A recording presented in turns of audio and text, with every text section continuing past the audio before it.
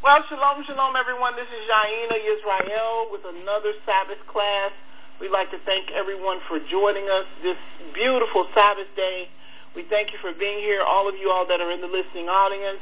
We hope you enjoy the class and all the information that we have to offer. We hope that it helps you to live and to learn our culture so that we can become the people that Yah has required us to be. And these are the things that we have to know. So we've been dealing with the feast days, and now we're dealing with the high holy day count, on how most people count, how some people count, and how different things are with the count. And it takes us into a lot of different areas of the different calendars and all things like that. All right, the high holy day. Now, the first count that we have is by day, because we know that the Most High never named the days of the week. There was no Monday, Tuesday, Wednesday, Thursday, Friday, Saturday, Sunday. He named them day 1, day 2, day 3, day 4, day 5, day 6, and day 7. That's how he did it. It was never Monday, Tuesday, Wednesday, Thursday, Friday, Saturday, Sunday. Anybody have any questions about that? No? I agree. All right. We're going to Leviticus Chapter 23 because this is where the high holy days are. Can somebody tell me how many high holy days did the Most High give us to keep? 7. Say again? 7. 3. I didn't hear you. 7. 7. It's 7 high holy days to keep. He gave us 7. Are there different holy days that we keep? These days that we keep? Mom, can I get the charger? Can you please put your phone on mute? Yes. I thought it was 3. Important gathering days. How many, what are some of the other feast days that we keep besides the 7? The Feast of Purim. The Feast of Purim. All right. Any other ones? What about Hanukkah? Some keep dedication. The Feast of Dedication. Yeah. Yep. All of these are some of the feast days that we keep that are not necessarily along with the 7 that the Most High gave us to keep. And for you all who are new on the line, I have to make the announcement again. If you have any background noise, we can hear it. Would you please put your phone on mute? If you cannot mute your phone and you don't have access to the screen, please give us the area code and we will mute the phone. This is being recorded. Okay, Leviticus chapter 23, verse 1. And the Most High spake unto Moshe, saying, Speak unto the children of Israel, and say unto them, concerning the feast of the Most High, which ye shall proclaim to be holy convocation, even these are my feasts. 6 days shall work be done, but the 7th day is the Sabbath of rest, a holy convocation. Ye shall do no work therein. It is the Sabbath of the Most High in all your dwellings. These are the feasts of the Most High, even holy convocations, which ye shall proclaim in their season. Here we go. In the 14th day of the first month at even is the Most High's Passover. So now we're dealing with the day count. So he tells you on the 14th day of the first month at even is the Most High's Passover. Now, some people will say that the Hebrew calendar starts in March. Some people say that the Hebrew calendar starts in April. But whatever it should be on the 14th day of the first month at even is the Most High's Passover, the way some people count. Somebody would say, well, Yaina, how come we don't all do it together? Because we're doing it as a memorial. We're in captivity, and everyone has a way by which they feel like it's right unto them. And it's very difficult to find a common ground for Israel to say, okay, this is the one thing that we're going to do together. All right, here we go. Now watch what he says, verse 6. On the 15th day of the same month is the feast of unleavened bread unto the Most High. 7 days ye must eat unleavened bread. We just came out of that one, didn't we?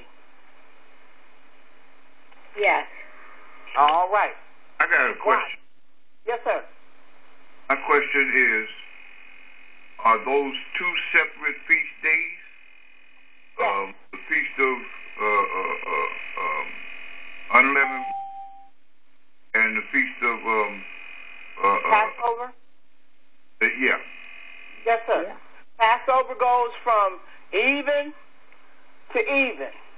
That's Passover. And then that even on the 15th day is when unleavened bread starts. So there are two different feast days. Yes, sir. Yes or no? Yes. Can you hear me? Yes, I hear you. I didn't hear you clearly. That's because you got that fan on. Yes. Yes. All right, here we go. So for this particular feast day, it's 7 days that we have to eat unleavened bread. It says, in the first day you shall have a holy convocation. You shall do no servile work therein.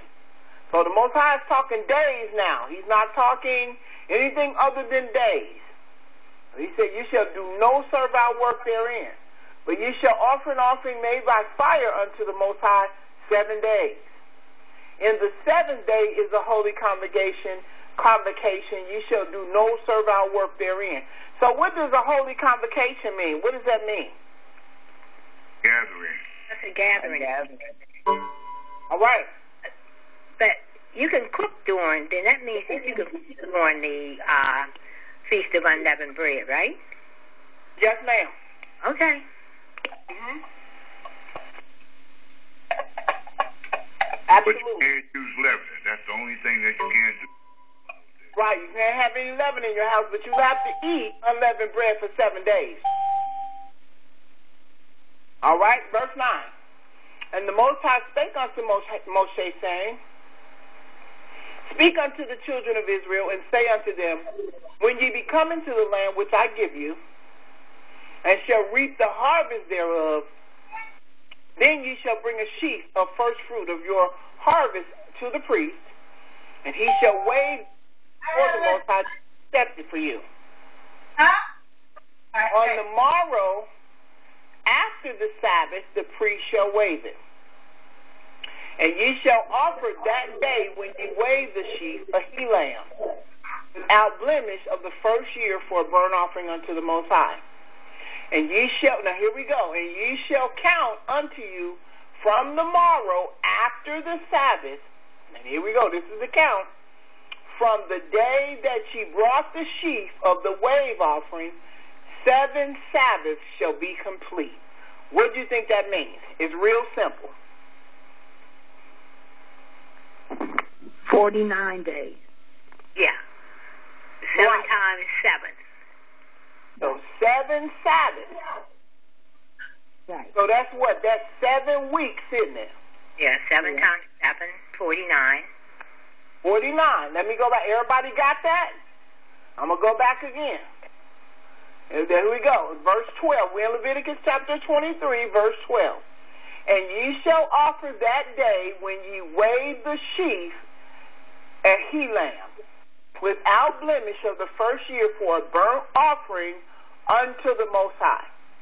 And ye shall count unto you from the morrow after the Sabbath, from the day that ye brought the sheaf of the wave offering, 7 Sabbaths shall be complete.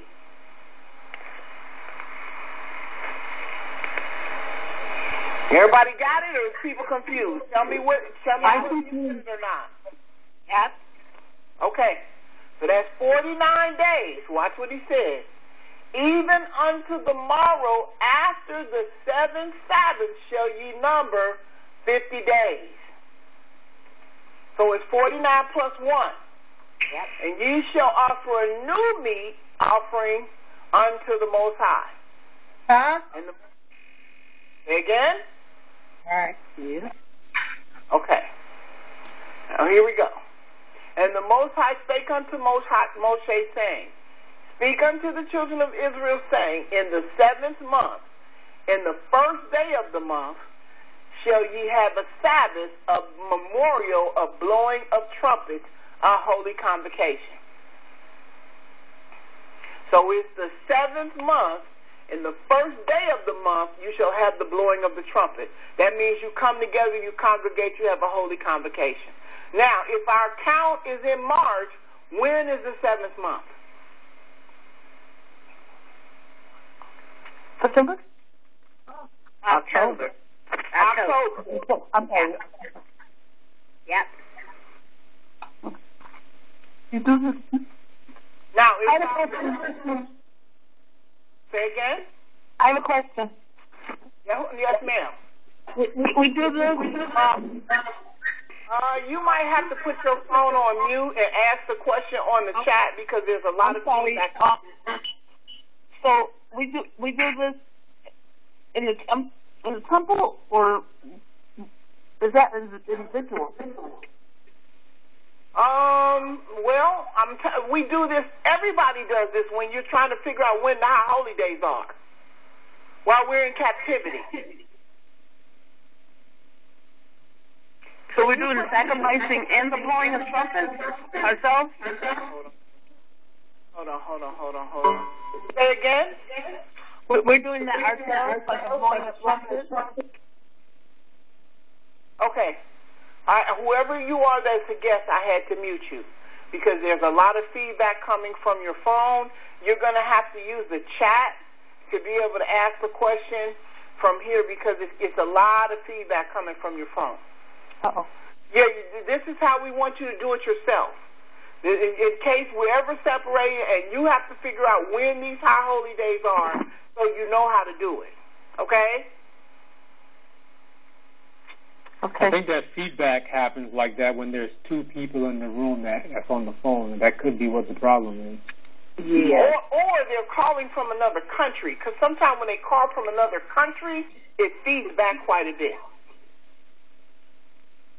Okay, so we know how to do that part. So after, when we're going to do it again, he said, Speak unto the children of Israel, saying, In the 7th month, in the first day of the month, ye shall have a Sabbath, a memorial of blowing of the trumpet, a holy convocation. So the 7th month, the first day of the month, is the holy convocation. Can I ask a question? Yes, ma'am. Is this the 4th? Our holy day? Let me see. There's only 7. So we got what? We got the Passover is 1. The Feast of Unleavened Bread is 2. Right. If the wave sheaf is 1, then that's 3. And then the blowing of the trumpet is 4. Yes. Okay.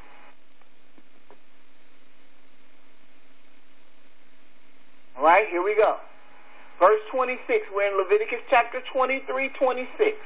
And the Most High spake unto Moshe, saying, Also on the 10th day of the 7th month, there shall be a day of atonement. So the 10th day of the 7th month shall be a day of atonement.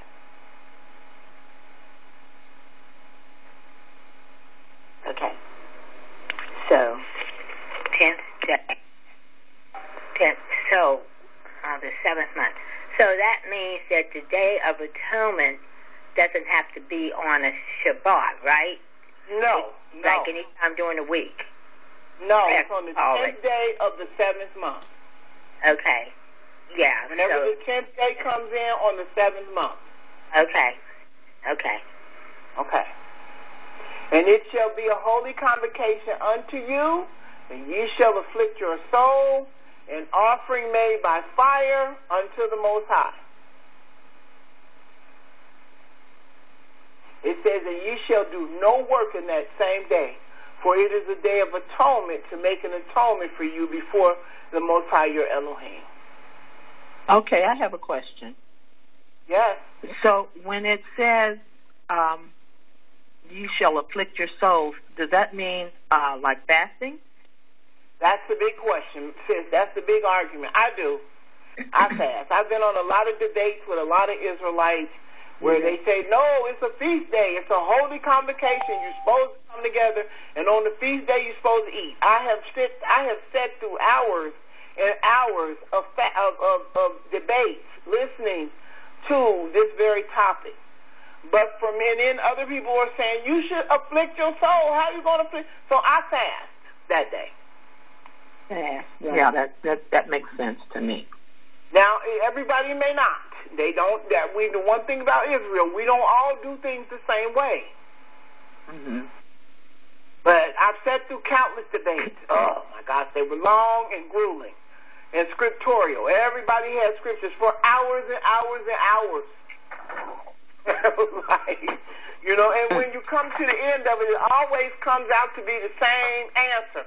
Everyone does according to what they feel is necessary for them. Right.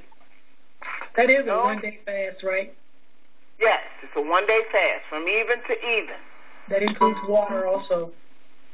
If you want to drink water, you can. If you don't want to drink water, you don't have to. You can fast any kind of way you want to. You can afflict your soul. You can fast from meat. You can fast from vegetables. You can fast from all kinds of food and water. Or you can just fast from the food and drink the water. It's up to you. Mm-hmm. How you do it. If you are sick, though, we tell you to take your medication. So most times you have to eat something to be able to take your medication. And then once you take that, you can start fasting at that point, after that. All right, Leviticus 23:33. And the Most High spake unto Moshe, saying, Speak unto the children of Israel, saying, The 15th day of this 7th month shall be the Feast of Tabernacle for 7 days unto the Most High. On the first day shall be a holy convocation. Ye shall do no servile work thereon. 7 days ye shall offer an offering made by fire unto the Most High. On the 8th day shall be a holy convocation unto you. Ye shall offer an offering made by fire unto the Most High. It is a solemn assembly, and ye shall do no servile work there. All right, here we go. Also, in the 15th day of the 7th month, when ye have gathered in the fruit of the land, ye shall keep a feast unto the Most High 7 days. And on the first day there shall be a Sabbath, and on the 8th day there shall be a Sabbath. Okay, so Sister Sanaya, let me straighten that out. The first high holy day is the Passover. The second high holy day is the Feast of Unleavened Bread. And then you have the wave sheaf, and then you got the Feast of First Fruits. And then after the Feast of First Fruits, then you have the Feast of... what is the feast after that one? Somebody help me out. My mind just drew a blank. Trumpet. The blowing of the trumpet. And then after the blowing of the trumpet, what's next? Atonement. The Feast of Atonement. And then after the Feast of Atonement, we have The Feast of Tabernacle. The Feast of Tabernacle. And then we should have one more because it's 7. The 8th day. The 8th day. Okay, and you shall keep a feast unto the Most High 7 days. On the first day shall be a Sabbath, and on the 8th day shall be a Sabbath. Right. And he says, and ye shall take you on the first day the broth of goodly trees, branches of palm tree, and the broth of thick trees and willows of the brook, and ye shall rejoice before the Most High your Elohim 7 days. And ye shall keep it a feast unto the Most High 7 days in the year. And it shall be a statute forever in your generation, and ye shall celebrate it in the 7th month. And ye shall dwell in booths 7 days. All that are Israelites born shall dwell in booths, that your generation may know that I made the children of Israel to dwell in booths. When I brought them out of the land of Egypt, I am the Most High your Elohim. And Moshe declared unto the children of Israel the feast of the Most High. Any questions? I'm missing a few days. It's 7, right? 7 days, 7 feast days. I'm missing 6 and 7. I'm missing somewhere. Okay. All right. Hold on. Let me get this together. I knew we was going to do this. Somebody said, I'm missing something. I'm sorry. Hold on. Okay, let me get this together. So go, somebody name them 4. Passover, unleavened bread, Pentecost, if you want to call it Pentecost. Okay. Blowing of the trumpets, Atonement, Feast of Tabernacles, and the 8th day. The 8th day. Excuse me? Where's the wave box? Okay, let's go. All right. Here we go. What's the 4th day?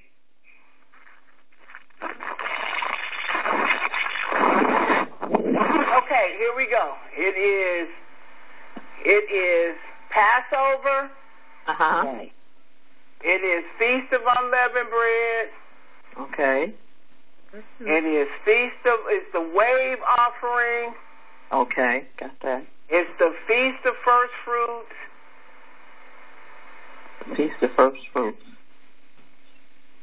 It's the blowing of the trumpets.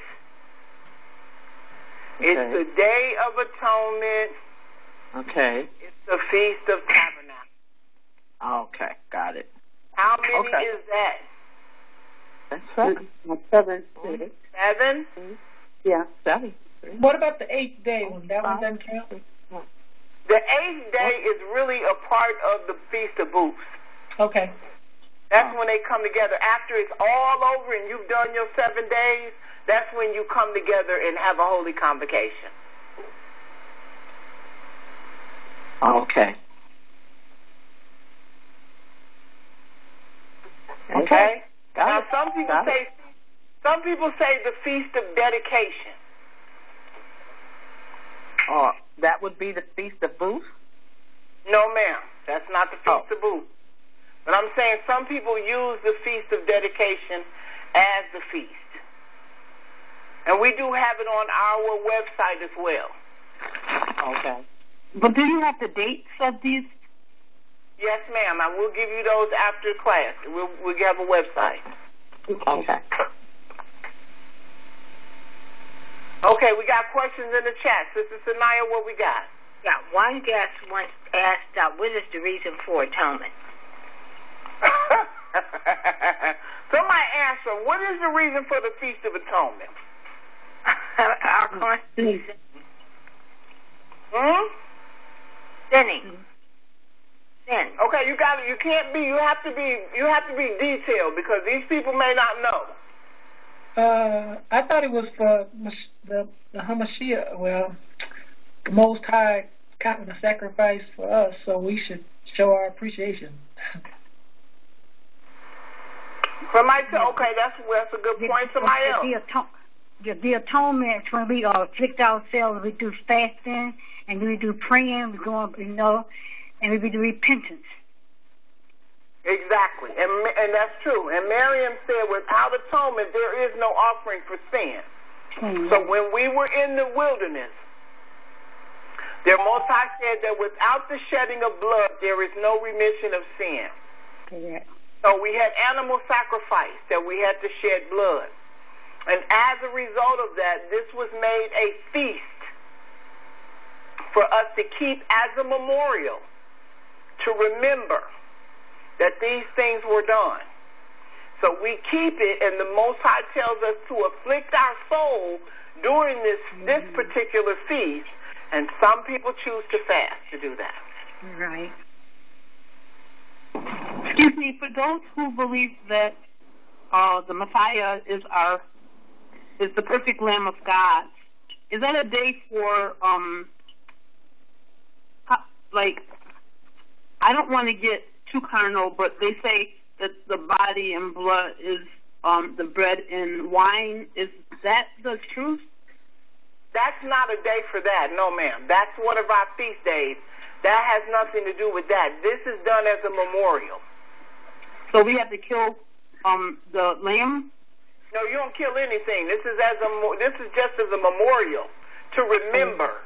Because the only person who could do that with the animals was the priest. So since we're in captivity and we don't have a priest, you don't have any sacrificial animals of any kind. We don't even do that.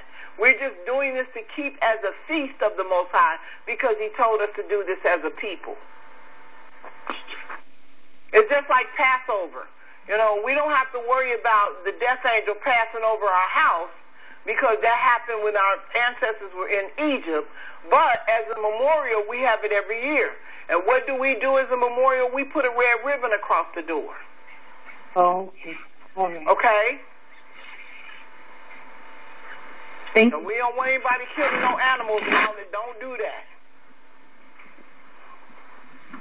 And I'm not specifically talking about you, sis, but some people you have to be very specific to because they'll, you know what I'm saying? It's like, no. That's just, He was showing us what was being done then and that we keep it as a memorial. Okay. Okay? Anybody else? No? Okay. Here we go. All right, the Book of Jubilee. Sister Sanaya, any more questions? No, just mostly comments and explanations around the atonement. Okay, great. The Book of Jubilees. Here we go. Jubilees chapter 6, verse 30. It says, and all the days of the commandments will be 250 weeks of days. Now we're getting ready to get into something else. We went through the count. That's how some people do the high holy days. They count them by days. So they say, okay, remember, the first month of the new year for Israel, some people count either by March or some people count either by April. So that's how they do the high holy days. They count them by days. Then you have some people that count them according to a certain calendar. So now here's some children in the background. Can you mute your phone, please?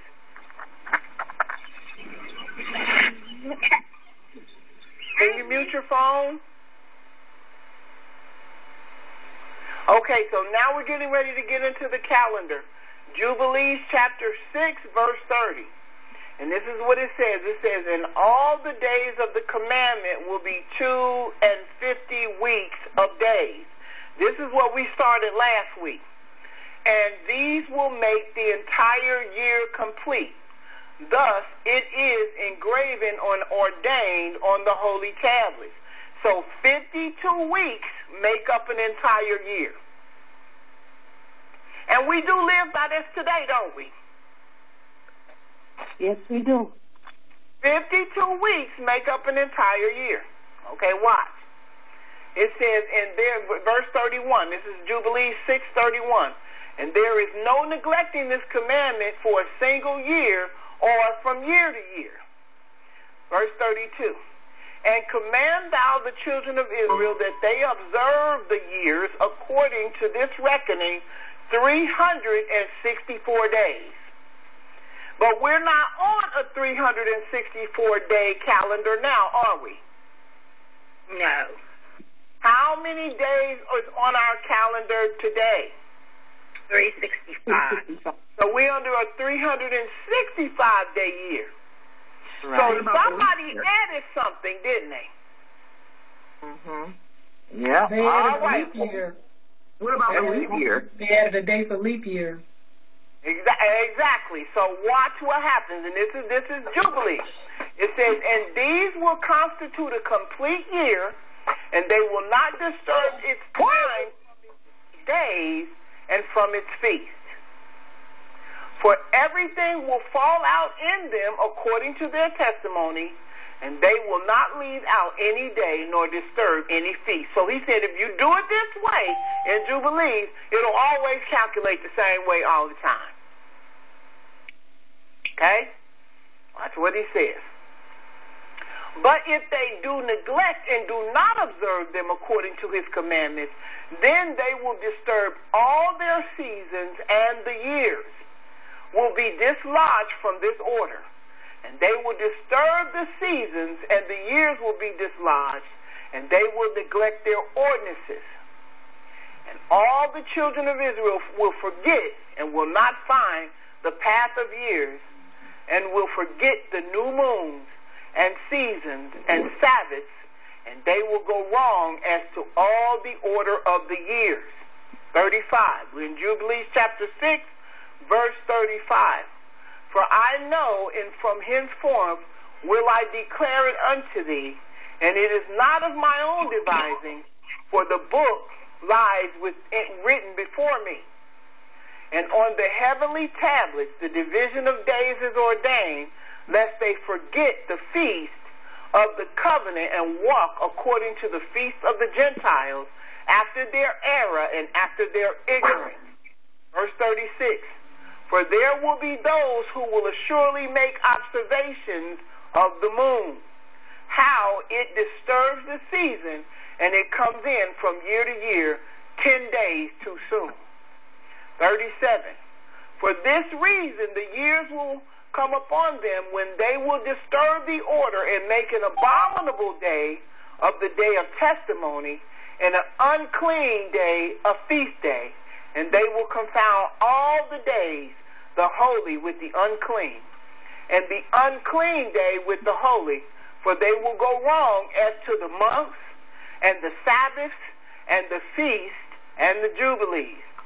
38. For this reason I command and testify to thee, that thou mayest testify to them, for after thy death thy children will disturb them, so that they will not make the year 364 days only, and for this reason they will go wrong as to the new moons, and the seasons, and the Sabbaths, and the festivals, and they will eat all kinds of blood with all kinds of flesh. Any questions? I feel like that's where we are now. I don't know. Exactly. I don't understand how we can be on the right count today. I don't understand that. And to me, reading this, that makes sense. Why not? That's why. Wow.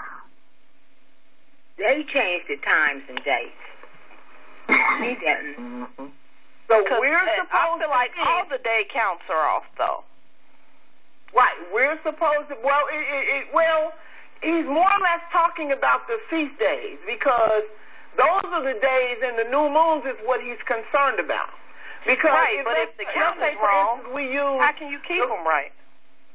Well, that's what we're doing. I mean, we coming across here to get the information out there in different concepts so that you all will see the different ways that they calculate them. So with a 364-day calendar, then you'll know when the new moon starts, and you count them according to the day, according to a 364-day calendar. It's still going to be counted the same as Leviticus 23 tells you to do it. But where do we start at? You have to start at the first month of the first year. And then I think I'm thinking about it wrong, because where do the AD and the BC and the years and all that come in at? Because then none of that makes sense to me. It doesn't matter. Can I say something? If it starts off wrong, it doesn't matter, because our years start in the spring of whatever the year is. The seasons don't change. But okay, the seasons don't change. But didn't you just say that? Okay, they change the dates, right? No, you got to think about it. Listen. Don't think about a date. Completely get rid of the dates. Right. Think about it according to days and months. Don't think about a date. Throw the date completely out of your mind, because you have to think about it according to days and months. When the new season comes in, which is the first month of our new year, then you start according to Leviticus chapter 23. Right. Can I say something? When is day one? The first month of the new year. Right. Okay, so what day is that? The first month of the new year. Either going to be the first month of March, and it's usually the first month that spring comes in. Okay, in 2018, where we are now, where's day one? Let me finish. Okay, hold on. We're going to get there. Well, let me get through the calendar. Go calendar. Go ahead. Can I say something? Yes, ma'am. For those of you who are confused, I hate to for you to be steered wrong, but the best person that I have to come in contact with is his name is Tribe of Judah, and look under the lunar Sabbath is wrong, and he will explain it so that you can understand it. He gives it like a first grader can understand it. He's very good at explaining. Hold on, sis.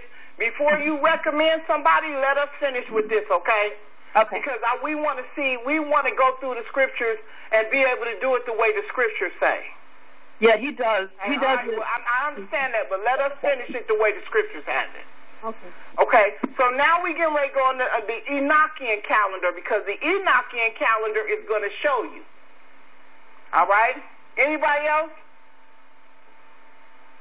I don't hear Brother Doniai, because he usually in here. Yeah.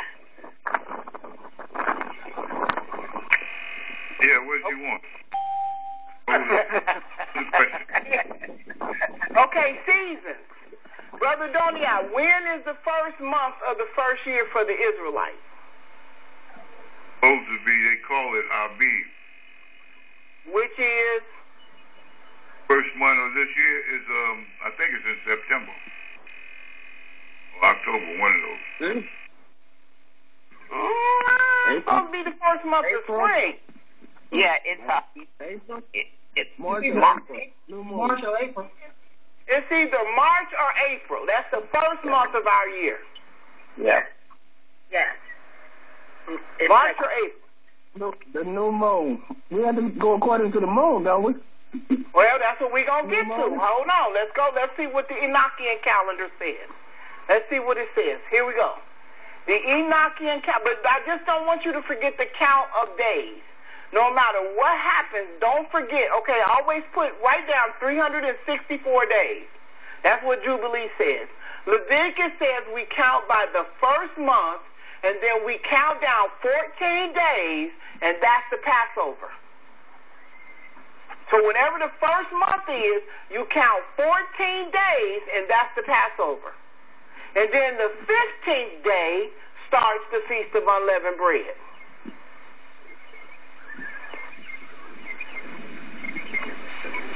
Okay, y'all got that written down? So now we got to find out when is the first month of the new year according to the and understand a 364-day calendar. Okay, let's bring him. All right, here we go. The Enochian calendar. Well, here we go. Who was Enoch? It says in Jubilees chapter 4, verse 16. It says, in the 11th Jubilee, Jared took to himself a wife, and her name was Barakah, the daughter of Ratsajol, a daughter of his father's brother.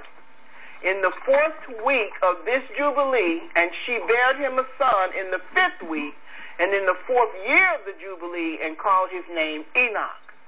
And he was the first. This is Jubilees chapter 4, verse 17. He was the first among men that are born on the earth who learned writing and knowledge and wisdom, and who wrote down the signs of heaven according to the order of their months in a book, that men might know the season of years according to the order of their separate months. Now, this is what Enochian calendar looks like. Can someone please put their phone on mute? I don't want to have to mute everybody. And we make this announcement every Saturday.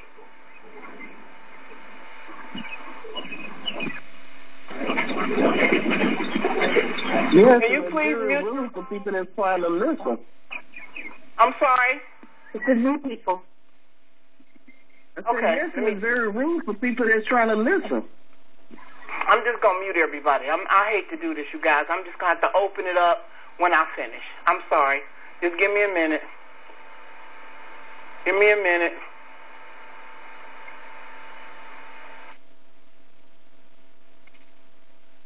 Okay, now, here we go. Let me go back to the lesson. Okay. All right. Okay, here we go. Write a testimony. And he was the first to write a testimony, and he testified to the sons of men among the generation of the earth,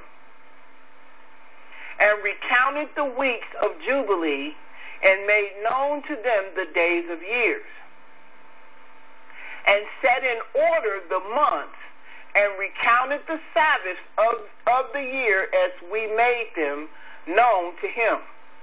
The Enochian calendar. Now, this is what they say about the Enochian calendar. The Enoch calendar is an ancient calendar described in the pseudeographical book of Enoch. It divided the year into 4 seasons of exactly 13 weeks each. Watch. Each such season consists of 2 30-day months followed by 1 31-day month. This is what we got. Here you got it divided into 4 seasons. You got the seasons for spring. You got the season for summer. You got the season for autumn. You have the season for winter. You have 2 days that are 30 days, and then you have 1 month here that is 31 days in each season. Same for the summer. You have 2 months that are 30 days and 1 month that is 31 days. Same thing. Same for autumn. This is the Enochian calendar. 2 months that are 30 days, 1 month that is 31 days. Winter, 2 months that are 30 days, 1 month that is 31 days. Okay. He said, with the 31st day ending the season, so that Enoch's year consists of exactly 364 days. All right, I'm going to unmute everybody. Just give me a minute. I'm going to unmute you, and we can find out if you got any questions. I'm sorry we had to do that. Okay, let me see if I can unmute.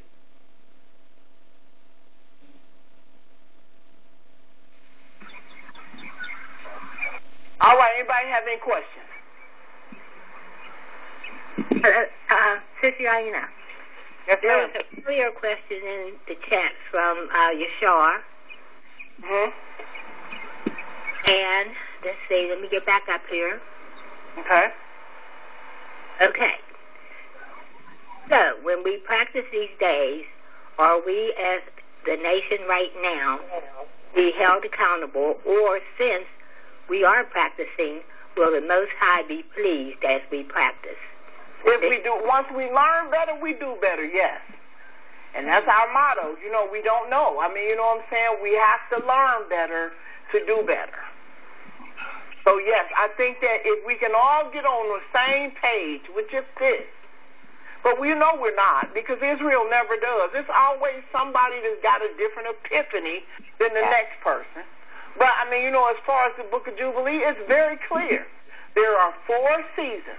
There's summer, there's winter, there's autumn, and there's spring.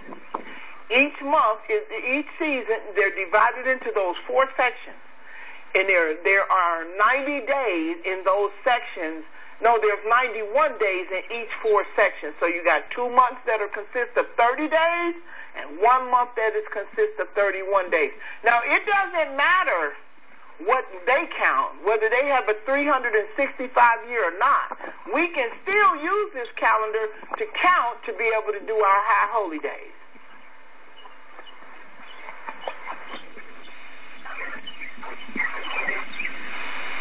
Any questions, comments? Yes, Yaina. For me, thank you very much for answering the question, as well as, yes, that cleared it up. Because as you said, the 365 days, the 364 is what we're actually basing our high holy days on. Yes, ma'am. That's the day that we're living under right now in terms of calculating our high holy day. So it doesn't matter what date it is. It doesn't matter. All you have to know is that in Leviticus chapter 23, the Most High does the count by months and days. So as long as we figure out when the first month is for Israel, some people choose to be on March, some people choose April, whatever month. Because right now, do we have it down as a science because of where we are? No. Yeah. There's no way.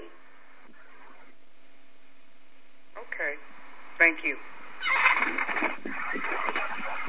If you choose March to be the first month, then you choose March as the first month, the first day of the month, and you count from there, and that's how you do it. That would be neat to have, like we have the regular calendars, like to have that on the calendar. But I would add the day count dial in the middle towards the bottom so you can kind of mark when the feast days is coming. Yeah. And you know what, we may try to come up with that. I know some camps do already have a calendar like that, and I think it's cool, you know, but, you know, even if we don't have a calendar, we still know how Enoch is divided into 4 sections. So we calculate by seasons and by months, whereas the captivity that we're in and we're under, they calculate the first year being January 1st.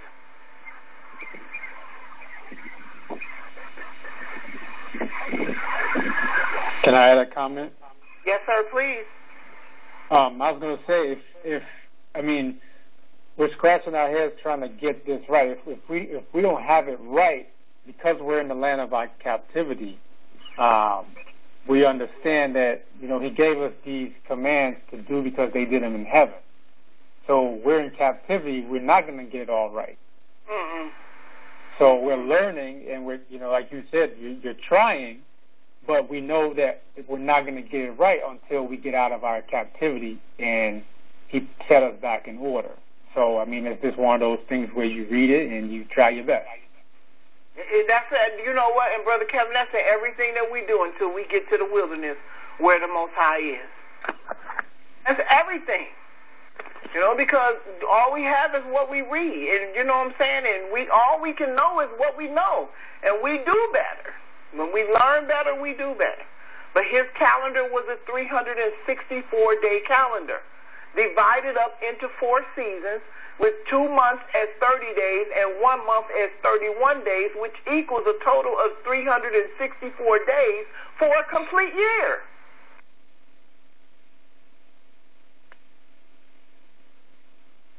All right, here we go. I'm going to try to leave y'all's mics open. I hate to mute you because I like to hear the feedback.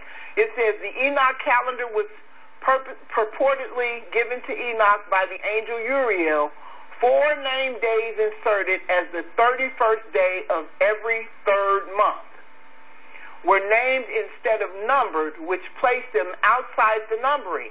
The book of Enoch gives the count of 2,912 days for 8 years, which divides out to exactly 364 days per year. This specifically includes any periodic intercalations. So here we are. Here it is again. I think it's beautiful how it's set up. You got winter, you got spring, you got summer, you got autumn.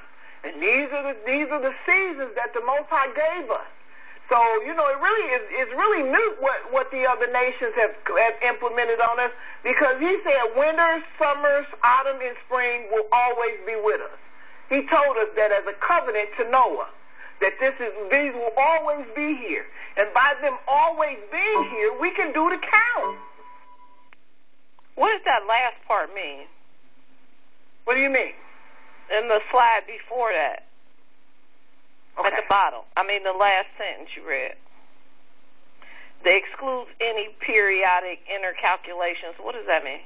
Because if somebody adds some or tries to change the tries to change it by saying, well, you know, it's not going to add up or it's not going to come to the right calculations. It always does, no matter what. It's 52 weeks in a year, and it's 364 days as a calculation, according to what the angel gave Enoch. If 2,912 days equal 8 years, is what he's saying, if you do the division, each year is 364 days. Or in essence, it would eliminate anything such as a leap year or another day or something like that. Exactly. I mean, it's beautiful the way he got this thing set up. And one thing about it, it doesn't change. Let me see. Okay, the book of Luminaries. It says the book of Luminaries is presented as a revelation from the archangel. This is still in the book of Enoch. It says, in the book of Enoch, Enoch translates to his son Methuselah all that Uriel has shown him about the laws of the cosmos and how this works. This says the purpose of this work is to show the uniformity of Yah's creation. It also shows how the movement of the luminaries and the blowing of the wind confirms this.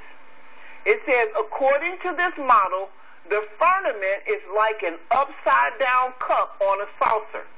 The saucer is the earth, and where the cup and the saucer meet are the 12 gates. So it's like he saw something, and I just put this in here for you guys who can't see this, this is a picture of a cup and a saucer, with the coffee cup turned upside down on the saucer. Okay? So like a dome. Exactly. Like a dome. That's why a lot of people say the earth is flat, is because of that reason. Wow. Exactly. Watch. Exactly. It says 12 months of the year. These gates are where the sun and moon rises during the 12 months of the year. So there's gates. Okay. I mean, this is what the book of Enoch says. Mm-hmm. Like I said, all we can go by is what we read until we can see it, and he reveals it unto us himself. Oh my God. Excuse me? Yes. Is that how they're trying to reach CERN is trying to go through those gates? Exactly. I think they're just trying to open up portals. I don't necessarily think it's a gate that they're trying to go through. They're opening up portals. I don't think that they can open up these gates because these are above our head and things. They're trying to actually just open portals to be able to allow whatever's to come through. Well, I think I heard one of them. I think I heard Hillary Clinton said that they're trying to crack that dome. Yeah, well, we'll see how that works out. Yeah, they're trying. They're trying. I heard her say that. We're trying to crack that so we can get out of here, is what she said. Yeah, well, we'll see. We'll see how that works.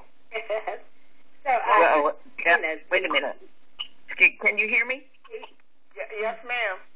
Okay, now when you say get out of here, so she got a problem or whoever got a problem with being here, bye. They're going to make a problem.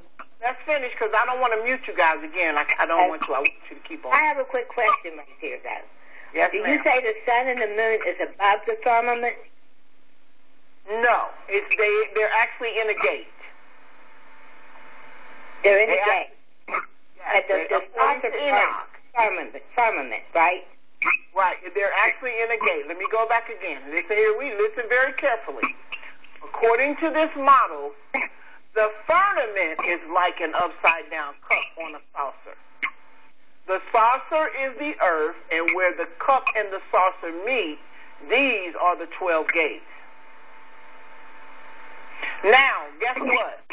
The saucer could be upside down and the cup meet on top of the saucer. Watch. Somebody needs to put their phone on mute. Please put your phone on mute so I don't have to mute everybody. Okay. It says, these are where the sun and the moon rise during the 12 months of the year. There we go. Eastern and western gates. The sun rises in the eastern gate, and the set, again, in corresponding western gate. Next to these gates are many windows through which the stars emerge and disappear. This pattern is based upon the solar calendar of a 364-day calendar.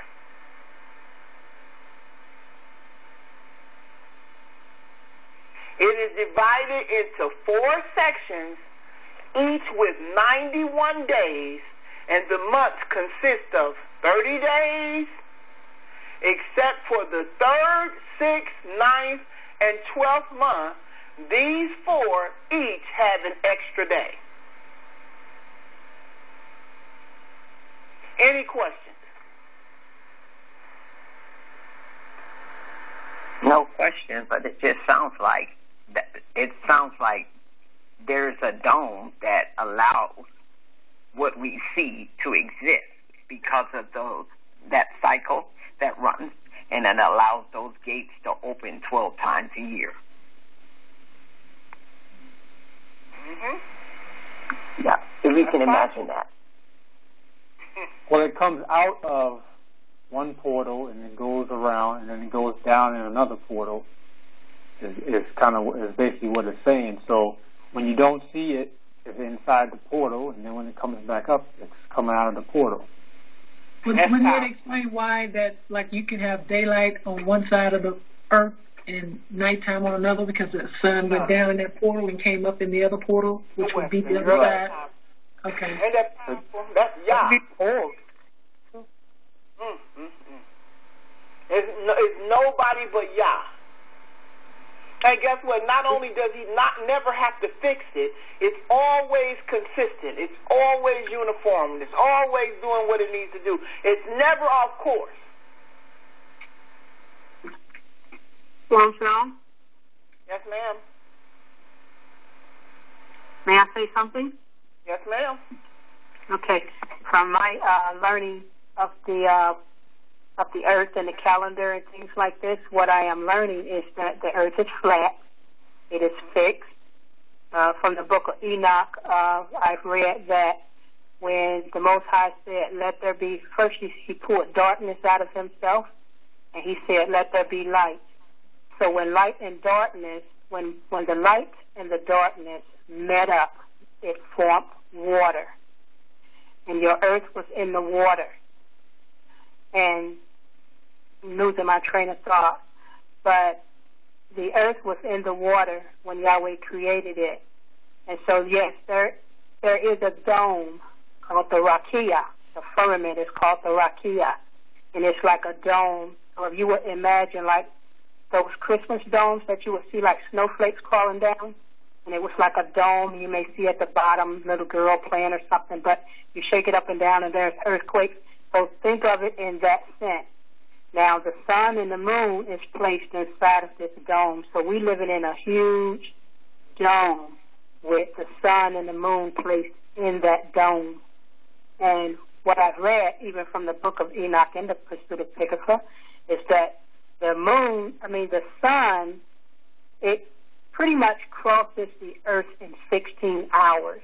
And then 8 hours it goes down. Actually, it dips into the water, and it goes down and it goes around from the north side to the east side and goes back into the portal that it should go in for 30 days. It does the same thing. It go across the sky and go into that same portal. Let's say the fourth portal. The fourth portal was the portal of spring. So when spring comes, it comes into the fourth portal and it goes across the sky. It goes into the fourth portal on the west. And when it goes down, it actually dips into the water. It comes back around on the north side of the earth, and then it comes back up into that same fourth portal for 30 days. It does the same thing, go around to the north, come back into the fifth portal for 30 days, and then back into the sixth, and so forth and so on. And so this is how your seasons are being made by the sun going into these different portals. And if you would just look every morning outside, like every 30 days, you will actually begin to see the movement of the sun, and that how it's going towards your, let's say, towards the south. In the east, it's going towards the south. If you would begin to just look at that, like every 30 days, you can see and map out the course of the sun. And the moon is a strange course. I'm still looking at that one. Okay, now let me say something real quick. Somebody find me a scripture, and this is for later on once we call this offer, to show her that the earth is not flat. I want to show you something. There's about 4 scriptures, and I'm not going to tell you where they are because we have taught about this so many times. Find me 4 scriptures. Each person find one that says the earth is not flat. Because that's a big misconception that they have been teaching because of what they've read in Enoch. The earth is not flat. Because, like I said before, the saucer doesn't necessarily have to be right side up. It could be upside down, but the earth is not flat. Okay, let's finish, and we're going to get to that point. But I think that's a very good point that you made. We're going to keep going because I got a lot of stuff I want to finish, and we don't have a lot of time. We got maybe 30 minutes. Let me see. Can I have just one quick point? Can I say something? One quick point. When you look at the sun and you look at the moon, they look similar. Right. When you take when they show us pictures of the earth from outer space, quote unquote, it looks just like the sun and the moon. Mm-hmm.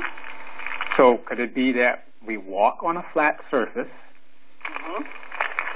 But just like you said, the cup is either upside down or right side up. So that's where we get the dome, or where we get the globe. Right. I'm just putting that out there. That's possible. That's possible. Okay, here we go. Watch. Enoch. The Enochian. Can you guys see the calendar? Can you guys see this here? Screen. Can you see the screen? Hello? Yeah. Yes. Enoch calendar is shown in the first book of Enoch and was given by the angel Uriel and is the original priestly calendar that was used in the Torah. It says the Enoch calendar is a 12-month solar calendar having 364 days only, and it is used by the antediluvian patriarchs and by Noah, Abraham, and Jacob. It was taught to Moshe by Yah, and it continued in effect through the Second Temple period under Ezra and Nehemiah. All right, King Epiphanes. It was the official Hebrew calendar until the 2nd century BCE when King Antiochus Epiphanes, whatever the 4th Epiphany, or what is that? Is that 4? That's 4 Epiphanies ended. The use of the Enoch calendar enforced the Hebrew people, the sons of Heber, to observe the lunar calendar. Okay, this is what they say we used. Because now here we go. It says the lunar calendar, the new moon calendar, was the official calendar of the Greeks when Alexander the Great conquered the Middle East. In the 4th century BCE, the lunar calendar was introduced and was gradually accepted by most of the people, except for the Hebrew people. In 172 BCE, King Antiochus appointed Menelaus as Jerusalem's high priest to introduce the Greek way of educating the young people and to completely Hellenize the Hebrew people. He also sent a senator from Athens to give the Hebrew people an ultimatum to forsake the laws of their Elohim Yah and to follow the king's orders or to be put to death. So most of the Hebrew people followed the king's orders to save their families, and many were put to death. King Antiochus forced the Hebrew people to celebrate the birthday of the moon every month at the time of the moon's first visibility. Okay, we're going to try to get this word here. Sister Natanya, help me out. Hephaestion, that's all I can come up. Hephaestion of Thebes was an astrologer in the 5th century CE who compiled the historical Hellenistic records in his research called Apothosmatics. I guess that's how you pronounce that. Hephaestion quotes King Antiochus saying that the new moon is the time when the moon is born and is the birthday of the month. But Antiochus of Athens says also that this method has a certain truth to it. Observe, he says, on a given day that the moon is born. And I say Antiochus? Antiochus, I'm sorry. And to this number add 180 and always deduct 29 from the birthday of the month. This is the source. So you guys can see this, and for you guys who can't, I'll put this in the chat so you'll be able to see it. This is the book where this information came from. It says in 167 BCE, and I'll bring that back up later, King Antiochus returned to Jerusalem after his second campaign in Egypt, and he immediately banned the Hebrew religion and the Enoch calendar and prohibited all religious practices. He dedicated the temple in Jerusalem to Zeus, the Lord of heaven, Baal-Shaman, and ordered the Hebrew people to worship Zeus and to participate in the festival honoring Dionysus. How do you pronounce that? Dionysus? Dionysus, isn't it? Dionysus, who was Zeus' son, who is called Bacchus by the Romans. It says their pagan festivals.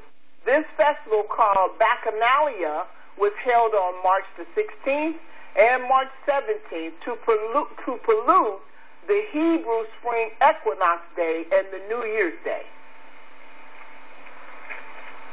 Okay. All that happened, and that's First Maccabees chapter 1, right there. I'm on my way. Uh-oh. Mardi Gras. Dionysus Bacchus festival is still celebrated to this day, and it is called Mardi Gras, and it includes the Bacchus parade. The March 17th, the date of this celebration was later changed to be on the day before Ash Wednesday, and the name New Year's Day, March 17th, was later changed to be called St. Patrick's Day. And it is the welcome sign of the first day of spring, and it is the festival of green clothes, green hats, green food, and green drinks. When King Antiochus began sacrificing swine and making abominable offerings in the temple, this began the Maccabean revolt. First Maccabees chapter 1 and 2, Maccabees chapter 4, 6, and 7. All right, we're going to Maccabees. Here we go. It's not going to be all that much left. We're going to open up the floor in a minute. Then the Maccabees chapter 1, First Maccabees chapter 1, verse 41 through 51. Then the king wrote to his whole kingdom that all should be one people. Verse 42. And that each should give up his customs. 43. All the Gentiles accepted the command of the king. Many, even from Israel, gladly adopted his religion. They sacrificed to idols and profaned the Sabbath. 44. And the king sent letters by messengers to Jerusalem and the cities of Judah. He directed them to follow customs strange to the land. 45. To forbid burnt offerings and sacrifices and drink offerings in the sanctuary, to profane the Sabbath and feast. 46. To defile the sanctuary and the priest. 47. To build an altar and sacrifice precincts and shrines for idols, to sacrifice swine and unclean animals. 48. And to lead their sons uncircumcised. They were to make themselves abominable by everything unclean and profane. 49. So that they should forget the law and change all the ordinances. 50. And whosoever does not obey the commandment of the king shall die. 51. In such words he wrote to his whole kingdom, and he appointed inspectors over all the people, and commanded the cities of Judah to offer sacrifice city by city. Any questions? So Yah's law and his ordinances and his the things that we were supposed to be as a people has been constantly under attack. Yeah, this 42 says, well, yours says Gentiles, mine says heathen, but it says all the heathen agreed. It didn't say the Israelites agreed. Yeah, some of them did. They did do it. They went ahead with it because some of them didn't want to die. But there were some that revolted too, because that's where the Maccabees came in at. Just like today, we got some people that's going to do it. When that Mark of the Beast come out, some people going to take it. I'm sorry. They are. They're going to take it. Anybody have a question, comment before we almost done? This is it after this. It says 2 Maccabees chapter 6, verse 1 and 2. It says, not long after this, the king sent an Athenian senator to compel the Jews to forsake the laws of their fathers and to cease to live by the law of Yah. Verse 2, and also to pollute the temple in Jerusalem and call it the temple of Olympian Zeus,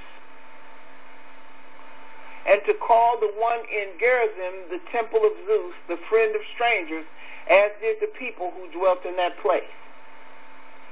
All right, 2 Maccabees chapter 6, verse 7. On the monthly birthday celebration, the king had the Jews taken under bitter constraints to partake of the sacrifices. And when the feast of Dionysus came, they were forced to walk in procession in honor of Dionysus, wearing wreaths of ivory. It says that King Antiochus took away the freedom of the Hebrew people to worship Yah and to force them to honor Zeus and his son Bacchus, the son of God. Any questions?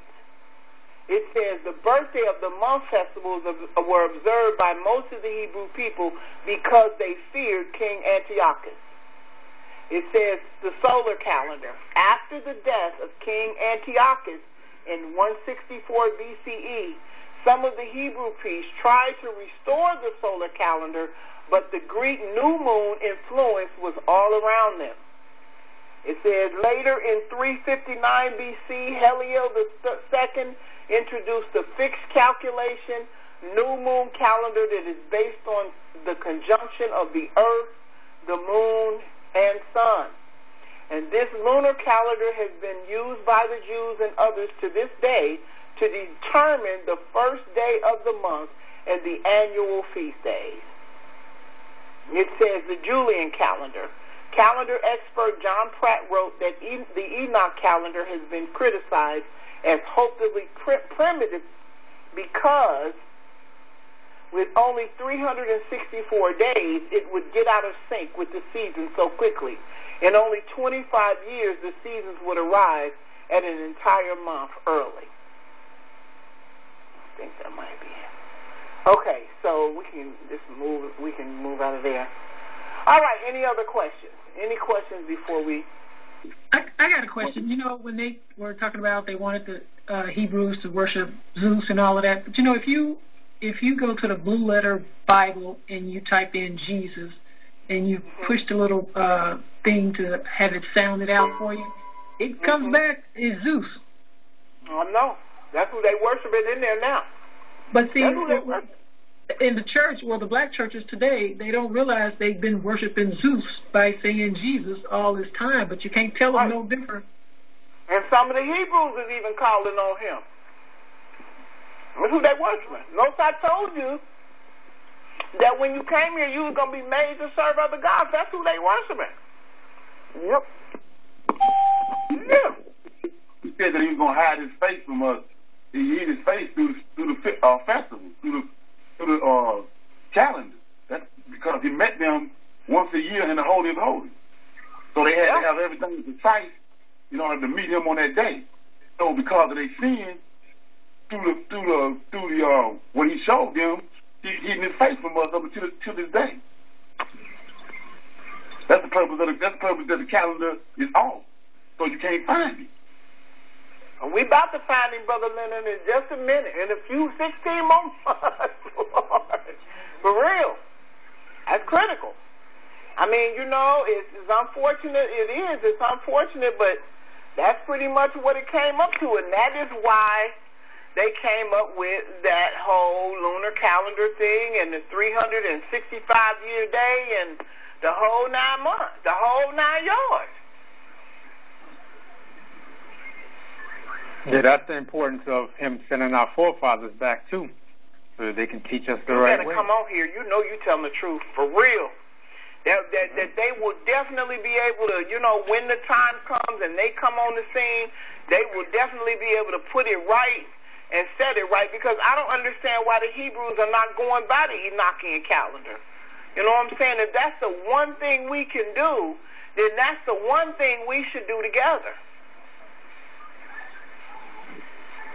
Regardless of the barley harvest, regardless of whether you're in the land or not, regardless, that was there.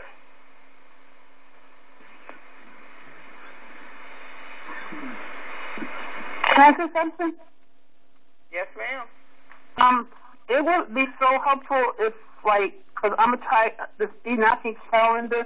It seems to be very good calendar, but if somebody could remind us of the major, to keep us on track, if we can still announce where we are, for those who are going on a March, New Year, for us to get announcements, and for those who are going on April, for us to get announcements so we can stay on track.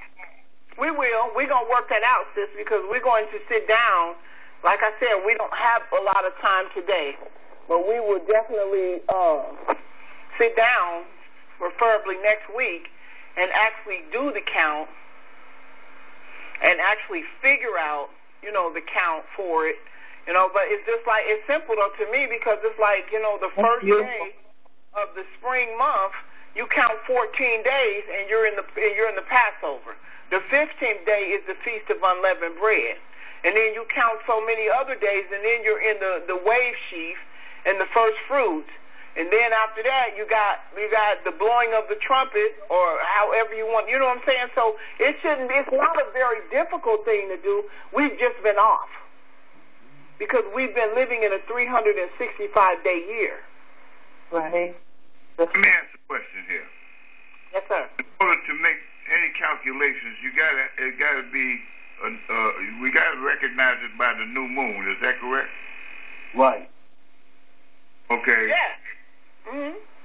My question is it feasible for us to get the understanding from the new moon when it shows in Jerusalem than here around? Because where I'm having a problem here is that we have different times that the moon is full to show the new moon all over this country and all over the world, for that matter.